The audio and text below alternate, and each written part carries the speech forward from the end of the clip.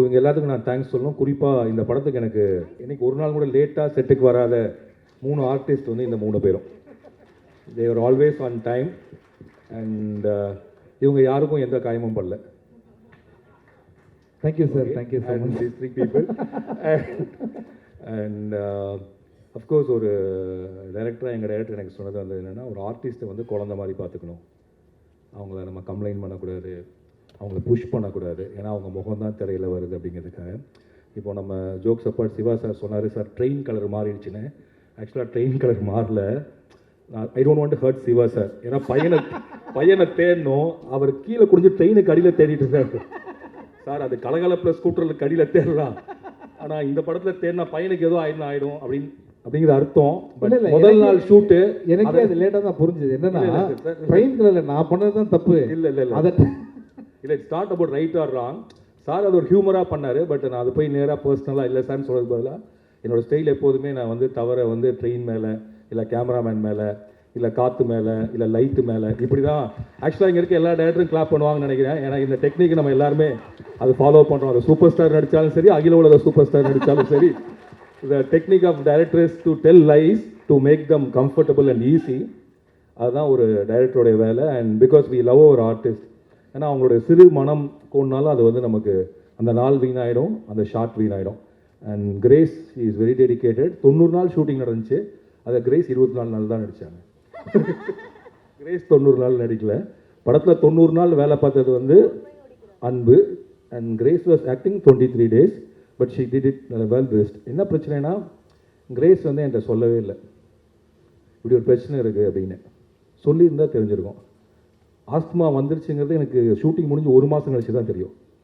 So அப்போ நான் என்ன பண்ண முடியும்? கேட்க தான் முடியும் இல்லையா? அண்ட் முதுகில் ஒரு சத்தம் கேட்டுச்சுன்னா 6 மாதம் கழிச்சு டிஸ்க் பல்ஜுன்னா, அந்த சத்தத்தில் பல்ஜு வந்துச்சா கேரளாவில் போய் பல்ஜு வந்துச்சுன்னா எனக்கு எப்படி கண்டுபிடிக்க முடியும்? எந்த பல்ஜு எங்கேருந்து வந்துச்சு நீ எப்படி புரிஞ்சுக்கிறது? ஸோ இட்ஸ் நாட் தட் இது ஆர்டிஸ்ட் சொன்னால் நம்மளுக்கு தெரியும். ஏன்னா சிவா சாருக்கு வந்து ஒரு நாள் வயிற்று வலி, அதுக்காக ஒரு ஷூட் நிறுத்திட்டேன் நான். ஒரு வயிற்று வலிக்கே ஒரு நாள் நிறுத்தினேன்னா ஒரு முதுகு வலிக்கு 2 நாள் நிறுத்த மாட்டோமா என்ன? இல்லை இந்த ஷூட் ஏன் 90 நாள்னா, நிறைய நாள் கிட்டத்தட்ட 8 நாள் ஷூட்டே பண்ணாமல் நின்றுருக்கு.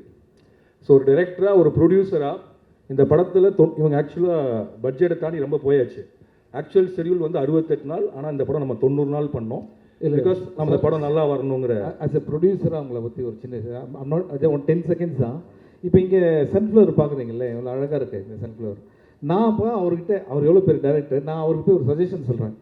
சார் நம்ம அந்த சன்ஃப்ளவர் எடுக்கிறது வந்து இந்த ஈசிஆர்லேயே ஒரு 2 கிரவுண்ட்ஸில் வந்து இது மாதிரி ஃப்ளவர்ஸ்லாம் போட்டு சிஜிலாம் பண்ணிக்கலாமே சார் அப்படின்னாரு. அப்படியே என்னை பார்த்தார் ராம் சார். அவர் மைண்டில் என்ன ஓடிச்சுன்னு தெரியல. இவெல்லாம் நமக்கு ஐடியா சொல்கிறான்ற மாதிரி ஓடிச்சா, இல்லை இதெல்லாம் நம்ம கேட்குறோமே அப்படின்ற மாதிரி ஓடிச்சுன்னு தெரியல. ஆக்சுவலாக ஒரு ஃபஸ்ட் காப்பி பண்ணுற டைரக்டர் ப்ரொடியூசர் என்ன பண்ணுவாங்க, சரி ஓகே அதை கம்மியாக பண்ணணும் தான் நினைப்பாங்க. அவர் என்ன பண்ணார்னா, மைசூர்லேருந்து ஒரு 1.5 மணி நேரம் ட்ராவல் பண்ணி அங்கே 2 கிரவுண்டில் வந்து சன்ஃப்ளவர் இருக்குது, அங்கே போய் ஷூட் பண்ணுவோம் அப்படின்னு. இது எது இங்கே சொல்கிறேன் அப்படின்னா, ஒரு டைரக்டர் நம்ம எடுக்க வந்ததை எப்பவுமே காம்ப்ரமைஸ் பண்ணாமல் எடுக்கணும்னு நினச்சி அதுக்கு எவ்வளோ பணம் செலவானாலும் பண்ணணும்னு நினைக்கிற ஒரு director, please give big hand. இது மாதிரி டெடிக்கேஷன், இது மாதிரி லவ் ஃபார் சினிமா வந்து ரொம்ப முக்கியம். அண்ட் ஆனந்தி, இப்போது தனஞ்சயன் சார்லேருந்து எல்லோரும் சொன்னாங்க இவங்க படத்தில் அஞ்சலி இருப்பாங்க. கண்டிப்பாக இருப்பாங்க. ஏன்னா இன்றைக்கி வரைக்கும் கட்டழத்தமிழ் அடிப்பட்ட கதையை எங்கேயுமே சொல்ல. And that was a brutal accident. அந்த மகாராஷ்டிராவில் விழுந்தது சைக்கிளில் இருந்து. அது மட்டும் இல்லை, நான் அவங்கள அறிமுகப்படுத்தினேங்கிற அந்த ஒரு காரணத்துக்காக என்னுடைய எல்லா இக்கட்டான தருணங்களையும், இப்போது தரமணியில் வந்து ஒரு கெஸ்ட் அப்பியரன்ஸ் பண்ணோம், ஜேஎஸ்கே சார் வந்து ஒரு பிஸ்னஸ்க்கு யாராவது வேணுங்கிறப்ப நான் ஒரு ஃபோன் கால் தான் பண்ணேன். ஆண்ட்ரியா ஹீரோயின் ஆனந்தி, இதில் வந்து ஒரு மிஞ்சி போனால் ஒரு 5 நிமிஷம் வரலாம், சௌமியான ஒரு கேரக்டர் பேர், நீங்கள் பண்ணி கொடுக்க முடியுமான்னு கேட்டேன். அடுத்த செகண்ட் எஸ் சொன்னாங்க. அதுக்கடுத்தது பேரன்பு, அதில் திரும்பவும் ஒரு ஆண்டகனிஸ்ட், ஒரு ரெகுலராக ஒரு ஹீரோயின் பண்ண விரும்பாத ஒரு கதாபாத்திரம். நான் அவங்கள்ட்ட சொன்னேன், இந்த மாதிரி ஒரு இதில் சார் நீங்கள் என்ன சொன்னாலும் சொல்கிறேன். நான் 7 கடல் 7 மலை, நான் கொச்சியில் இருக்கேன், படத்தோட அனௌன்ஸ்மெண்ட் வரப்போகுது. அன்றைக்கி காலையில் பேப்பரில் ஒரு நியூஸ் வருது, இந்த படத்தில் ஹீரோயினே இல்லை அப்படின்னு சொல்லி. அப்போ சுரேஷ் காமாட்சி சார் சொன்னார், இந்த மாதிரி ஹீரோயின் இல்லைன்னு நியூஸ் வந்திருக்கு, ஈவினிங் அனௌன்ஸ்மெண்ட் நம்ம ஹீரோயின் யாருன்னு சொல்லலைன்னா, ஒருவேளை இல்லைன்னு ஆயிடுச்சுன்னா ஒருவேளை என்னால் நான் வந்து ஒருத்தர்கிட்ட கேட்டிருக்கேன், பணமே வாங்க முடியாமல் போனாலும் போயிடும் அப்படின்னாரு. அப்போ நான் இவங்களுக்கு உடனே ஃபோன் பண்ணேன், இப்படி ஒரு அனௌன்ஸ்மெண்ட் கொடுக்க போகிறேன், அந்த படத்தில் நீங்கள் நடிப்பீங்களான்னு தெரியாது, அந்த கேட்ட ஒருவேளை நான் உங்களுக்கு கொடுத்தாலும் கொடுப்பேன், கொடுக்காலும் போனாலும் போவேன், நான் உங்கள் பேர் போட்டுக்கிறேன் அப்படின்னு கேட்டேன். போட்டுக்கோங்கன்னு சொன்னாங்க. அப்படி தான் 7 கடல் 7 மலையில் Anandhi has come into that film. இந்த படத்தில் அதே தான் ஹாட் ஸ்டார் வந்து நான் முதல்ல கிரேஸ் ஆண்டனி தான் நடிச்சாகணும்னு பிடிவாதமாக இருந்தப்போ they said she is not a heroine material. அப்போ நான் ஒரு ப்ரொமோ கட் பண்ணி டெய்லர் கட் பண்ணி கிட்டத்தட்ட ஒரு 4 மாதம் இருக்குமா சார் அதை ஓகே பண்ணுறதுக்கு. அப்போ அவங்க ஒரு கண்டிஷன் சொன்னாங்க, அப்போ இந்த படத்தில் தமிழில் தெரிஞ்ச யாராவது ஒருத்தர் வேணும். அப்போ யார்கிட்ட கேட்க முடியும், நான் திரும்பவும் அஞ்சலிட்டு தான் கேட்க முடியும். ஏன்னா ஹீரோயின் இல்லாமல் ஆனால் ஒரு ஹீரோயின் அந்தஸ்தில் இருக்கக்கூடிய ஒருத்தங்க பண்ணால் எனக்கு அந்த ப்ராஜெக்ட் டிசைன் ஆகிறது கரெக்டாக இருக்கிறப்ப என்னை கால்டு இது மாதிரி வனிதான்னு ஒரு கேரக்டர் ப்ளீஸ் வந்து பண்ணுங்க. இது மட்டும் இல்லை, ஆனந்தி வந்து என் மகனுக்கும் என் மகளுக்கும் ஒரு அக்கா மாதிரி, எங்கள் வீட்டினுடைய ஒரு பிள்ளை. ஸோ ஆனந்தி ஏன் எங்க கூட இருக்காங்கன்னா, she is from my family, எங்கள் வீடு. நாளைக்கு என் படத்தில் நடிக்கலைனாங்களும் she'll be in my set. So Anandhi, thanks you lot for that and our whole family loves you. And Anbu, Mithul, இவன் வந்து இதே மாதிரி தான், இவன் ஆடிஷன் பண்ணி கண்டுபிடிக்கிறது எங்களுக்கு ஒரு கிட்டத்தட்ட ஒரு 6 மாதம் ஆச்சு. அண்ட் இவனுக்கு எல்லாமே தெரியும், நடிப்பு சூப்பராக வரும் ஆனால் ஓட தெரியாது, நடிப்பு சூப்பராக வரும் ஆனால் டான்ஸ் ஆட தெரியாது, நடிப்பு சூப்பராக வரும் வேபோர்டு ஓட தெரியாது, நடிப்பு சூப்பராக வரும் ஸ்விம்மிங் தெரியாது. ஸோ இவனுக்கு முதல்ல நாங்கள் ஒரு 3 மாதம் ஸ்விம்மிங், ஓடுறது, நடக்கிறது, டான்ஸ் இது மட்டும் கற்றுக்கிட்டான். அதுக்கப்புறம் தான் ஷூட் போனோம். அண்ட் இவனை சொல்லணும்னா இவங்க அப்பா, சார் டாடா சார் எங்கே இருக்கீங்க, please come to the stage. இந்த படத்தில் இருக்கக்கூடிய அப்பா எங்கேயாவது இருப்பாங்களான்னு கேட்டாங்க. அவர் தான் அந்த அப்பா. இவன் பிறந்ததுலேருந்து ஆல்மோஸ்ட் அவர் பார்த்துட்டு இருந்த மெயின் வேலையை விட்டுட்டு ஒரு சின்ன வேலை பண்ணிட்டு இவன் கூடயே இருக்கணும் அப்படின்ட்டு இருக்கிறார். நான் கேட்டேன், ஏன் சார் அவனை கைட் பண்ணுறதுக்கு, அவனை வழி நடத்துவானா? அப்போ அவர் என்கிட்ட சொன்னார், இல்லை சார், அவன் வளரக்கூடிய ஒவ்வொரு நொடியும் அழகாக இருக்குது, அந்த எக்ஸ்பீரியன்ஸை நான் மிஸ் பண்ணக்கூடாது. ஒரு 14 வயசில் எப்படி அவன் பெரிய பையன் ஆகிடுவான், அது வரைக்கும் ஐ வாண்ட் டு ஸ்பெண்ட், என்னால் மேக்ஸிமம் அவன் கூட ஸ்பெண்ட் பண்ணணும்னு சொல்லிட்டு தன்னுடைய ப்ரொஃபஷனல்லேருந்து வெளியில் வந்து சின்னதாக ஒரு ஈவென்ட் மேனேஜ்மெண்ட் கம்பெனியாக வச்சுக்கிறது. 325 நாளில் இவன் என்னைக்காவது இவனுக்கு வேலை, இவன் ஏதாவது லீவ் விட்டால் போய் பர்சனலாக வேலை பார்த்துக்கார். அப்படி இவனோடய இருக்கக்கூடிய இந்த அப்பா தான் பறந்து போவின் அப்பாவும் கூட. Thank you sir. And Aju sir, thank you. நான் வந்து நிவின் சார்கிட்ட வந்து கேட்டேன், இந்த மாதிரி நிவின் சார் இந்த கதை தெரியும், அண்ட் நிவின் சார் அஜு பண்ணா கேரக்டர், நான் சொன்னேன் அவர் பண்ணுவாரா சார் இந்த கேரக்டர்னு கேட்டேன். ஏன்னா it was a very small role. எப்படி அப்போ நிவின் நான் கேட்குறேன்னு கேட்டார். கேட்டப்போ நீங்கள் சொன்னீங்க சார் ஒரு ஷார்ட்டாக இருந்தாலும் நான் வந்து நடிக்கிறேன்னு. தேங்க்ஸ், நீங்கள் மேலே வச்ச நம்பிக்கைக்கு. உங்களுக்கு 120வது படத்தில் ஒரு ஷார்ட்டில் நடித்தாலும் போதும் நீங்கள் கொடுத்த அந்த கான்ஃபிடன்ஸுக்கு ரொம்ப நன்றி sir. And Vijay Yesudas sir, எங்களுக்கு வந்து ஒரு பணக்கார அப்பா தேவைப்பட்டார். அந்த பணக்கார அப்பாவுக்கு கொஞ்சம் டான்ஸ் ஆடவும் தெரியணும், and you should look very classic, rich, very cool கையாகவும் இருக்கணும். அப்போ ஒரு நாள் இன்ஸ்டாகிராம் அப்படியே பார்த்துட்டு இருந்தேன், ரொம்ப அழகாக இருந்தீங்க, தாடிலாம் இன்னும் அழகாக இருந்துச்சு. அப்போ நான் பிரதீப் சார்கிட்ட சொன்னேன், சார் இவர் கரெக்டாக இருப்பார்னு நினைக்கிறோன்னா, பிரதீப் சார் இமீடியட்டாக கேளுங்கனாரு. அப்படி தான் யூ கேம் இன். அண்ட் நீங்கள் எங்களுக்கு கொடுத்த சப்போர்ட்டுக்கு, நீங்கள் அவங்களுடைய பிஸி ஷெடியூலே அந்த 5 நாள், அண்ட் நீங்கள் தியாவை ரெக்கமெண்ட் பண்ணதுக்கு ரொம்ப நன்றி. அண்ட் மைனா, ஷீ இஸ் அசிஸ்டன்ட் டைரக்டர், அவங்க நிஜ பேர் வேணி, பெபிள்ஸ் படத்தினுடைய அசிஸ்டன்ட் டைரக்டர், அப்படி தான் எனக்கு தெரியும். வினோத் தான் அறிமுகப்படுத்தினா. அப்போ நான் கேட்டேன், நீ படம் பண்ணல நடிக்க வந்திருக்கேன்னு சொன்னாங்க. அப்போ அந்த மைனாவை பார்த்தப்போ நான் நினச்சேன், எப்படி நடிகாக போகிறான்னு சொல்லி இந்த கதை எழுதுகிறப்ப நான் மைனாக்காகவே வேணிக்காகவே எழுதின கேரக்டர் தான் Myna. And Myna, you did a great job, thank you.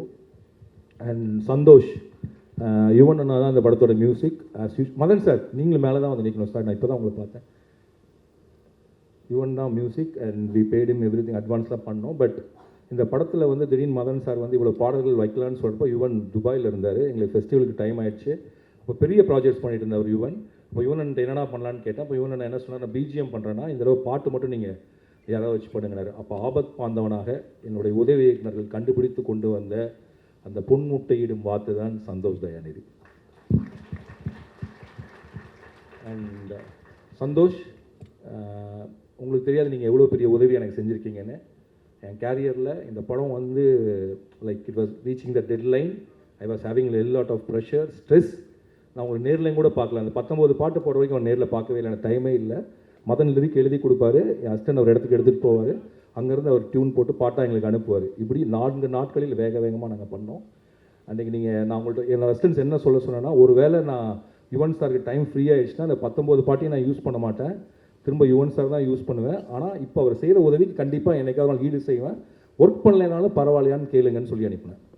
இப்போ சந்தோஷ் வந்து எனக்கு ஒரு வாய்ஸ் நோட் போட்டார், சார் நீங்கள் இந்த படத்தில் எனக்கு வாய்ப்பு கொடுக்கலனாலும் பரவாயில்ல, இது நான் நான் என்னை நிரூபிக்கிறதுக்கான ஒரு வாய்ப்பாக வச்சுக்கிறேன், இதை செய்கிறேன்னு செஞ்சீங்க. தேங்க்யூ சந்தோஷ். அண்ட் ஆக்சுவலாக நீங்கள் அன்றைக்கி போட்ட அந்த வாய்ஸில் தான், இல்லைனா நான் எப்படியாவது இவன்கிட்ட போய் கேட்டிருப்பேன். பட் எனக்கு ரொம்ப கில்ட்டி ஆயிடுச்சு, ஒருத்தர் இவ்வளோ வேலை பார்த்ததுக்கப்புறம் I should not go back. ஏன்னா யுவன் அண்ணாவும் சொல்லிட்டாங்க. அண்ட் யுவன் வாஸ் வெரி, என்ன சொல்கிறது, கிரேஸ்ஃபுல். அவர் சொல்ல, Yuvan always says that you are my டைரக்டர்னு சொல்லிட்டு, அப்படிப்பட்ட யுவன் ஓகே நீங்கள் ஒரு பாட்டு பண்ணுங்கன்னு சொல்லி he loved all the songs, even personally. அதுவும் அவர் பாடின அந்த கஷ்டம் வந்தாங்கன்னா அவருக்கு ரொம்ப பிடிச்ச பாட்டு என்கிட்ட சொன்னார் Santhosh. All the best you. அவரோட விஷஸ் என் மூலியமாக உங்களுக்கு. அண்ட் குமார் தங்க மீன்களில் ஆர்ட் அசிஸ்டன்ட் ஒரு சீன் நடிச்சிருப்பார். அப்புறம் I made him art director in Taramani. அதுக்கப்புறம் மாரிஸ் லாஜில் வேலை பார்த்தாரு. அப்புறம் இந்த படத்தில் கூப்பிட்டு வந்து புக் பண்ணி கொடுத்தாரு. அண்ட் மதன் சார் ஆக்சுவலாக ஒரு லிரிக் ரைட்டர் ஒரு ஸ்கிரிப்டுக்குள்ளே எவ்வளோ கான்ட்ரிபியூட் பண்ண முடியுங்கிறதுக்கு இந்த படம் ஒரு எக்ஸாம்பிள். ஆக்சுவலாக இப்படி ஒரு ஐடியா எனக்கு இல்லவே இல்லை. இப்படி பாட்டு வைக்கலான்னு சொல்லியோ இப்படி பாட்டு எழுதலான்னு சொல்லியோ. ஸோ மதன் சார் படம் பார்த்துட்டு இப்படி ஒரு என்ன சொல்கிறது முக்கியமான இந்த ஒரு விஷயத்தை இந்த படத்துக்குள்ளே கொண்டு வந்தார். அது இந்த படத்துடைய இன்றைக்கி மெயின் ஸ்ட்ரீம் சக்ஸஸ்க்கும் அது மெயின் ஸ்ட்ரீமாக இருப்பதற்கும் நீங்கள் கொடுத்த ஐடியா தான் sir. Thank you so much for giving me idea and collaborating with me. I respect you lot.